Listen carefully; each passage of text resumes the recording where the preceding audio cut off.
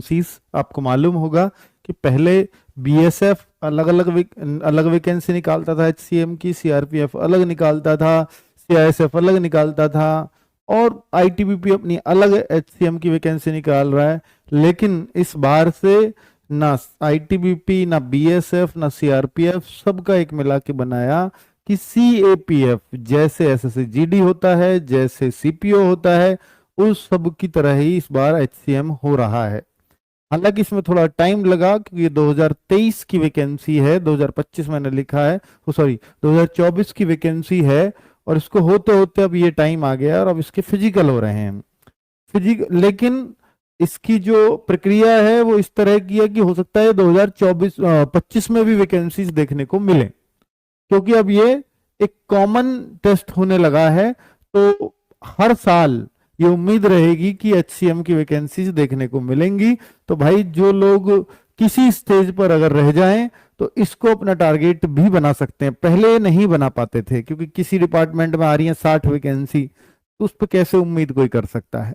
किसी में आ रही थी 300, लेकिन अब क्या है कि डिपार्टमेंट आपको चुनने का अवसर मिलेगा कि आपको सीआईएसएफ में जाना है, बीएसएफ में जाना है, वो आपके मार्क्स तय करेंगे, है ना। तो मैं इस सब की जानकारी आपको देने वाला हूं कि फिजिकल कब तक खत्म हो जाएंगे और एग्जाम कब तक हो सकता है, और आपकी तैयारी किस स्तर की है, इस पर थोड़ा सा बात करते हैं, और हम लोग क्या कराने वाले हैं। बच्चों, जैसे ये शुरुआत में वैकेंसी आई थी तो आपको याद होगा ये मात्र 1526 वैकेंसीज आई थी। बाद में इसमें और बढ़ोतरी होती रही, 1283 जिनमें एचसीएम की थी और एएसआई की 243। ये दोनों की एक साथ ही है, एचसीएम एंड एएसआई। जो एचसीएम होता है हेड कांस्टेबल होता है, और जो एएसआई होता है इनका स्पेशली काम क्या होता है, ये जो एएसआई होंगे ये ज्यादातर ऑफिसर्स के पीए बन करके रहेंगे। समझ गए आप? ऑफिसर्स जितने भी आपके बड़े बड़े ऑफिसर्स हैं, डिप्टी कमांडेंट होंगे या उससे ऊपर जो कमांडेंट होंगे, फुल कमांडेंट, उनके एएसआई वगैरह जो बनेंगे, उनके जो पीए वगैरह, या उससे ऊपर की पोस्ट पर भी जो इवन जो डीजी होते हैं उनके साथ भी जो पीए होते हैं, आप लोग के ही जो प्रमोशन से वहां तक पहुंचते हैं। ठीक है। अब जो एचसीएम होते हैं इनका काम जो स्पेशली जितनी भी आपकी फौज है, मान लो आप सीआरपीएफ की आपके पास जिम्मेदारी है, आप सीआरपीएफ में सेलेक्ट हुए हैं, तो सीआरपीएफ जो स्टाफ है उनकी सैलरी देखना, उनकी छुट्टियों का रिकॉर्ड रखना, स्पेशली आपका कंप्यूटर का ही काम होगा। आपकी जो वैल्यू है आप समझ लीजिए एक सिपाही से बहुत ज्यादा होगी, क्योंकि आपसे हर किसी को काम पड़ने वाला है। आपको कोई जनरल ड्यूटी वहां नहीं करनी है। ठीक है। तो आप एक बढ़िया एरिया में रहोगे, बढ़िया ऑफिस में रहोगे, तो वो एक जॉब प्रोफाइल जो है एक शानदार प्रोफाइल मानी जाती है हमेशा हेड कांस्टेबल मिनिस्ट्रियल की, एचसीएम जिसको बोलते हैं। ठीक है। आगे अगर हम देखें बच्चों, ये 1700 मैंने दिखाया ना, 1500 कुछ वैकेंसीज थी, लेकिन ये फिर बढ़ी तो 1752 वैकेंसीज हो गई। अब आप देखोगे पीछे जो मैंने दिखाया ये 1200 कुछ थी, तो 1496 हो गई, जिस करके टोटल वैकेंसीज भी बढ़ गई 1752। मैं दिखाऊं आपको, ये 243 थी, ये 1283 थी, तो अब आप देख रहे हो ये 256 हो गई और ये 1496 हो गई, और भी बढ़ी, फिर बढ़ी, तो 1496 की 1501 हो गई, और वो 256 से 259 हो गई, तो कुल मिलाकर के 1760 हो गई। तो अब जो फाइनल वैकेंसीज हैं, फाइनल, वो 1760 हैं। क्या अभी और बढ़ सकती है? भाई कुछ भी हो सकता है, जब 2 बार तो बढ़ी गई भाई। ठीक है। और ये लास्ट जो इसमें संशोधन हुआ है या लास्ट जो बढ़ी है वो 13 मार्च को ही बढ़ी है, 13 मार्च का ये लेटर है। ठीक है। अभी अप्रैल चल ही रहा है। अब मैं फिजिकल की बात कर लेता हूं। तो फिजिकल इन्होंने बताया था कि भाई फिजिकल चल ही रहे हैं, सबको एक शेड्यूल दे दिया गया था किसका कब कहाँ कैसे पड़ेगा, सबके पास इंफॉर्मेशन जा चुकी है। तो अब आप देखेंगे यहाँ पर 12 और 14 एक नोटिस आया बीच में कि 12 और 14 दोनों दिन छुट्टियां हैं, 14 अप्रैल और 12 मई, इन दोनों दिन को फिर रिशेड्यूल कर दिया गया। फिजिकल चल ही रहे थे, अब रिशेड्यूल जैसे 12 मई को अलग अलग दिनों में डाल दिया गया, 2 जून को भी, 21/5 को भी, 13/5 को भी, 26/5, थोड़े थोड़े बच्चे सब दिनों में बांट दिए गए। ठीक है। और ये सब आप देखोगे तो 12 मई के हैं, और 14 अप्रैल वाले बच्चों को इन डेट्स में रख दिया गया। ठीक है। वो आपको पता ही है किसको कहाँ कैसे रखा गया है। तो ये इस तरीके से थोड़े थोड़े बच्चों को सब जगह बांट दिया गया। जिसका जो हाँ सेंटर है आपको मालूम ही चल गया होगा। अगर मैं देखूं भाई कि लास्ट डेट क्या है, फिजिकल फिजिकल चल रहे हैं वर्तमान में भी, तो लास्ट डेट क्या है फिजिकल की लास्ट डेट, तो लास्ट डेट यहां से देखने में आती है कि 2 जून। 2 जून के बाद कोई फिजिकल नहीं है, 2 जून तक तो सिर्फ और सिर्फ फिजिकल ही चलेंगे। ठीक है, हाँ ठीक है। अभी किस किस का फिजिकल हो गया वो कमेंट बॉक्स में थम्स अप जरूर करें, जिन जिन का फिजिकल हो गया है वो मेरे तक अपनी इंफॉर्मेशन पहुंचाएं, ताकि मुझे भी पता लगे कि इतने बच्चे तो तैयार हैं अब अपने एग्जाम के लिए।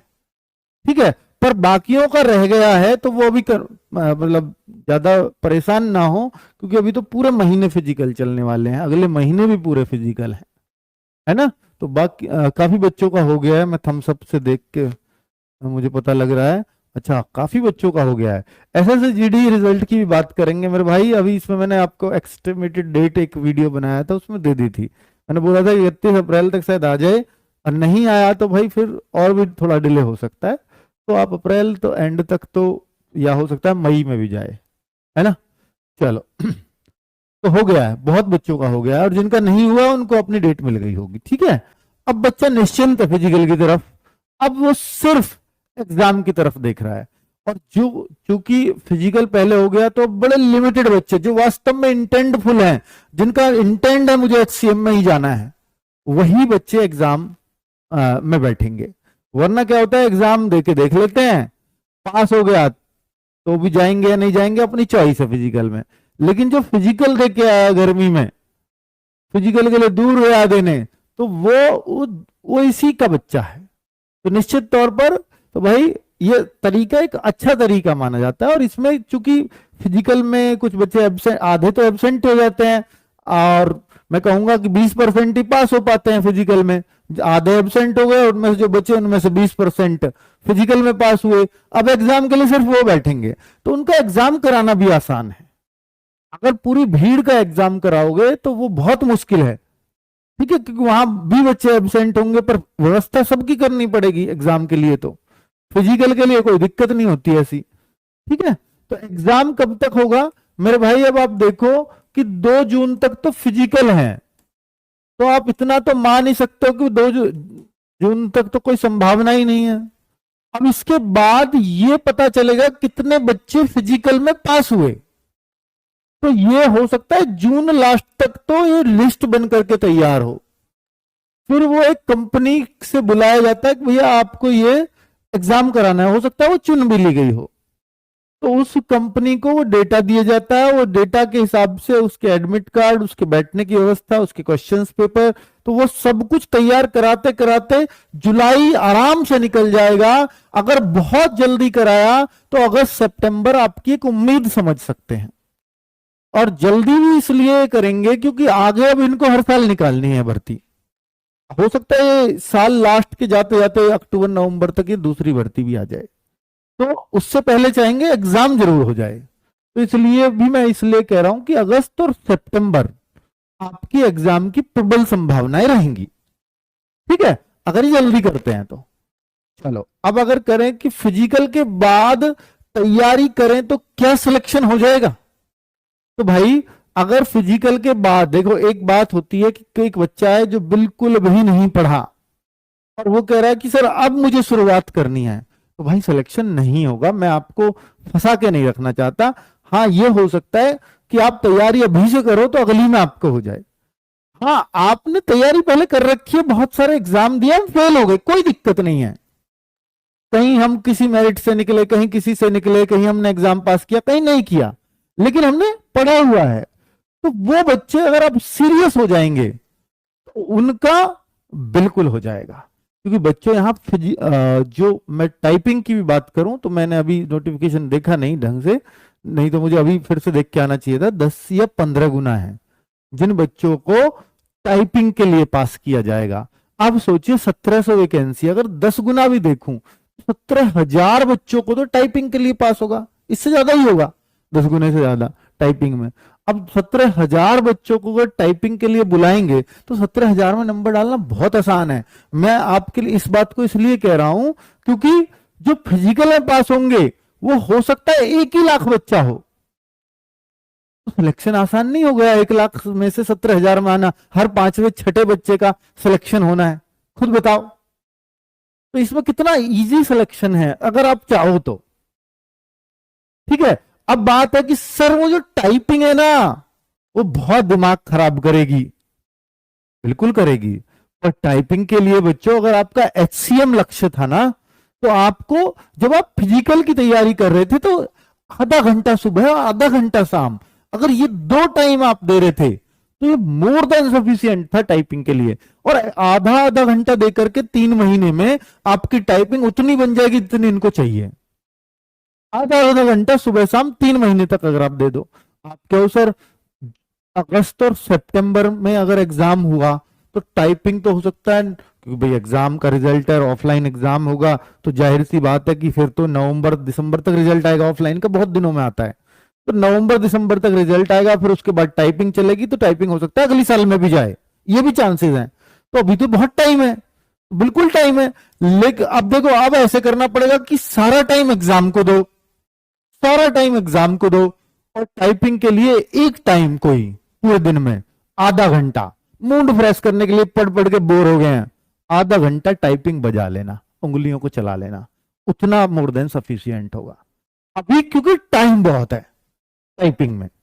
लेकिन वो रेगुलर करना, तभी आपका टाइपिंग के लिए सिलेक्शन होगा। क्योंकि अब आप कहोगे सर टाइपिंग में इसमें बैक स्पेस नहीं होता, जो सीआरपीएफ कराता था उसमें बैक स्पेस नहीं होता। बैक स्पेस मतलब अगर कोई गलती हो गई तो उसको पीछे जाके करेक्ट कर लिया जाए, वो सीआरपीएफ नहीं देता।